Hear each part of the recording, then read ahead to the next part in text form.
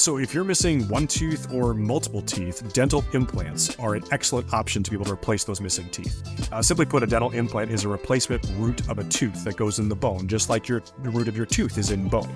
Here at Revive, we utilize the latest technology that's available today to be able to place implants safely, efficiently, and predictably. So we use a 3D X-ray unit to be able to see all of the structures in your mouth so that we can place the implant safely, and we know exactly where the implant is going. We have a digital scanner that allows us to create a high-fidelity model of your mouth so we can place not only the implant, but also put the crown on top in the right position as well. It's very important.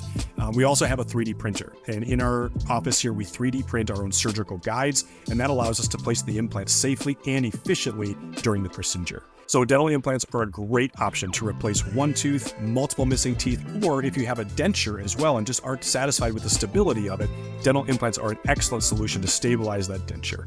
So we'd love to have you come by and explore the options of dental implants for replacing your teeth or to stabilize your denture here at Revive.